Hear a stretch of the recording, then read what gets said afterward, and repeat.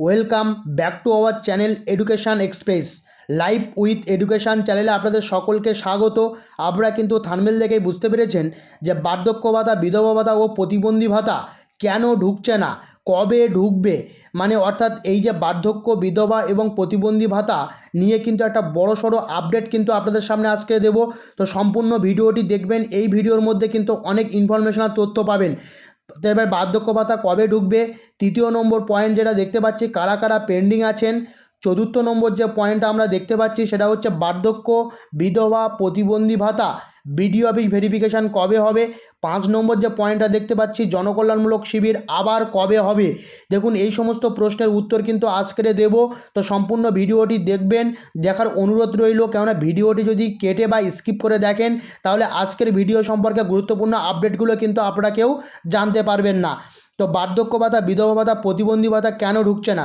দেখুন, বার্ধক্য ভাতা, বিধবা ভাতা, প্রতিবন্ধী ভাতা ইতিমধ্যেই কিন্তু এই ভাতার টাকা কিন্তু যারা পুরানো ক্যান্ডিডেট ছিলেন সেই পুরানো ক্যান্ডিডেটদের কিন্তু অলরেডি কিন্তু দেওয়া শুরু হয়ে গেছে। নতুন যারা ক্যান্ডিডেট আছেন তাদের কিন্তু এখনও পর্যন্ত দেওয়া শুরু হয়নি। তার একটাই কারণ, তার সমস্ত ডকুমেন্টসগুলো কিন্তু বিডিও অফিসে পড়ে আছে। সেই সমস্ত ডকুমেন্টসের কাজ কিন্তু বিডিও অফিস থেকে এখনও পর্যন্ত করা হয়নি বলে সূত্রের খবর। তো বিডিও অফিস থেকে কেন পড়ে আছে? কেননা বিডিও অফিসে এই সময় কিন্তু এসসি এসটি ওবিসি অন্নপূর্ণা যোজনা এছাড়া কিন্তু বিভিন্ন সামাজিক প্রকল্পের কাজ নিয়ে তারা কিন্তু অতিরিক্ত ব্যস্ততার মধ্যে রয়েছে। তো এই বার্ধক্য, বিধবা এবং প্রতিবন্ধী ভাতার যে নতুন যে আবেদন, সেই নতুন আবেদনগুলো কিন্তু এখনও পর্যন্ত তারা কোনোভাবেই কাজ করে উঠতে পারেনি। তো সেহেতু আপনারা কোনো টেনশন করবেন না। আমরা যতটুকু খবর পাচ্ছি যে আগস্ট মাস থেকে কিন্তু আপনাদের এই টাকা কিন্তু আপনাদের অ্যাকাউন্টে কিন্তু ক্রেডিট হয়ে যাবে এবং এই আগস্ট মাস থেকে কিন্তু আপনাদের টাকা ঢোকার কিন্তু একটা বড় সম্ভাবনা কিন্তু তৈরি হয়েছে, যেটা আমরা সূত্র মারফত খবর পেয়েছি। এবং বার্ধক্য ভাতা কবে ঢুকবে? ওই যে বললাম, বার্ধক্য, বিধবা এবং প্রতিবন্ধী ভাতা যে সমস্ত নিউ হোল্ডাররা আছেন, নিউ হোল্ডারদের কিন্তু 1500 টাকা মাসে দেবে এবং যারা পুরানো আছেন, পুরানোদের অলরেডি জানেন যে অলরেডি কিন্তু তারা 1000 টাকা করে পেত এবং এই সময় এসে তারা কিন্তু 1500 টাকা করে পাবে। এবং ভারতীয় জনতা পার্টি ভোটের আগে তারা কিন্তু বিভিন্ন মঞ্চ থেকে তারা ঘোষণা করেছিল যে আপনাদের টাকা ডবল টাকা কিন্তু দেওয়া হবে, কি 2000 টাকা করে, কিন্তু সেই 2000 টাকা কিন্তু কোনো রকমভাবে তারা কিন্তু দিচ্ছে না। 22শে জুন যে বাজেট ঘোষণা হলো সেই বাজেটে দেখা গেলো যে আপনাদের জন্য কিন্তু 500 টাকা করে ধার্য হয়েছে, অর্থাৎ 1500 টাকা করে কিন্তু আপনাদের প্রতি মাসে দেওয়া হবে।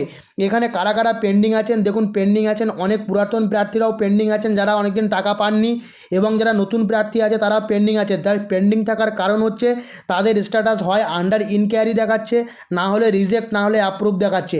এই তিনটে জিনিসের মধ্যে আপনার কোনটা দেখাচ্ছে অবশ্যই কিন্তু আমাকে কমেন্ট করুন। এবং 22শে জুলাই আমরা 22শে জুলাই কিন্তু একটা আপডেট শুনতে পারি মুখ্যমন্ত্রীর মুখ থেকে। সেই 22শে জুলাই কিন্তু যুবশক্তি প্রকল্পের ফর্ম কিন্তু পূরণ হতে চলেছে। আপনার বাড়িতে যদি বেকার যুবক থাকে সেই বেকার যুবকের ফর্ম কিন্তু 22শে জুলাই থেকে কিন্তু স্টার্ট হওয়ার একটা বড় সম্ভাবনা রয়েছে। সেটা কিন্তু আপনাদের বাড়ির যারা যুবক আছেন তারা কিন্তু জেনে যাবেন এই ভিডিওটা দেখার পরে। এবার বার্ধক্য, বিধবা, প্রতিবন্ধী ভাতা বিডিও ভেরিফিকেশান কবে হবে?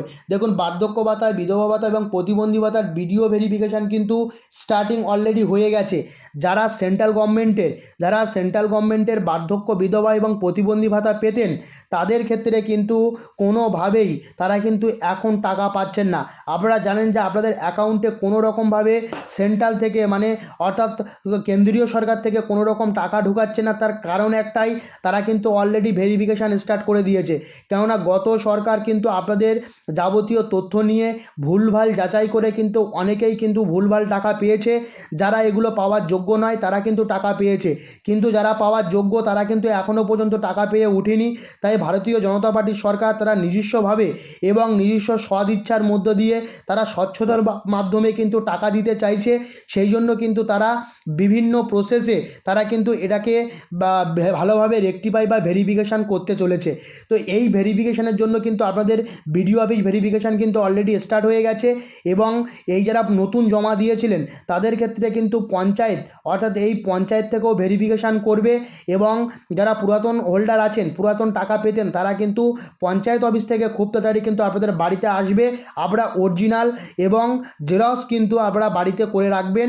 যেগুলো আপনাদের আছে বার্ধক্য, বিধবা এবং প্রতিবন্ধী ভাতা জন্য আপনারা ফর্ম পূরণ করেছিলেন, সেই গুরুত্বপূর্ণ কাগজপত্রগুলো কিন্তু আপনারা বাড়িতে রেখে দেবেন এবং জেরক্স এবং সেই সাথে সাথে অরিজিনাল কপিগুলো, কারণ এগুলো কিন্তু আপনাদেরকে যখন এই বিডিওর আধিকারিকরা আসবেন বা পঞ্চায়েতের আধিকারিকরা আসবেন তখন কিন্তু আপনাদেরকে এগুলো কিন্তু সম্পূর্ণভাবে তাদের কাছে দেখাতে হবে।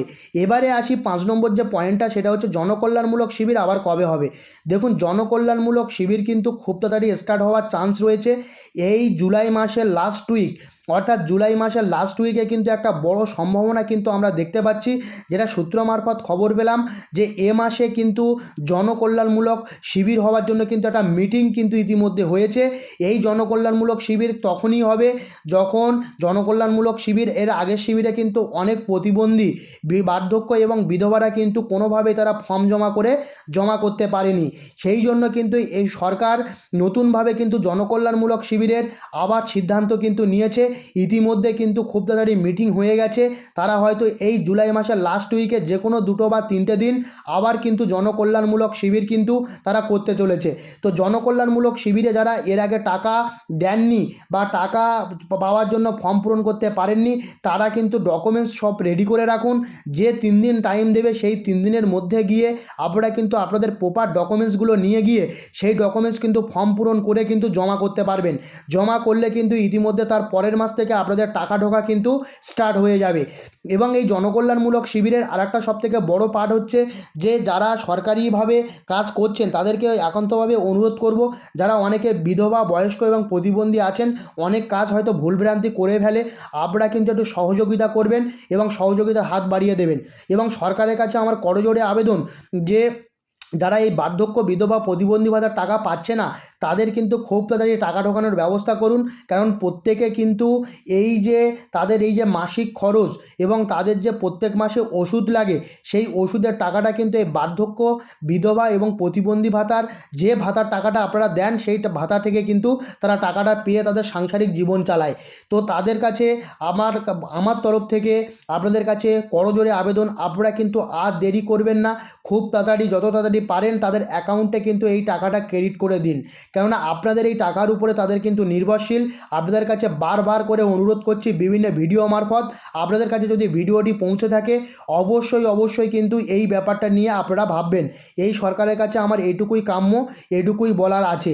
এবং এই বার্ধক্য ভাতা, বিধবা ভাতা, প্রতিবন্ধী ভাতা নিয়ে যাদের মধ্যে দুশ্চিন্তার শেষ নেই, আপনারা কিন্তু চিন্তা করবেন না, খুব তাড়াতাড়ি ভেরিফিকেশান স্টার্ট হয়ে যাবে এবং স্টার্ট হওয়ার সাথে সাথে কিন্তু আপনাদের পরের মাস থেকে টাকা ঢোকার কিন্তু একটা বড় সম্ভাবনা কিন্তু রয়েছে। সেই সম্ভাবনার সাথে রেখে ভিডিওটি যদি ভালো লেগে থাকে অবশ্যই কিন্তু একটা লাইক, আর চ্যানেলে নতুন হলে চ্যানেলটিকে সাবস্ক্রাইব করে পাশে থাকবেন।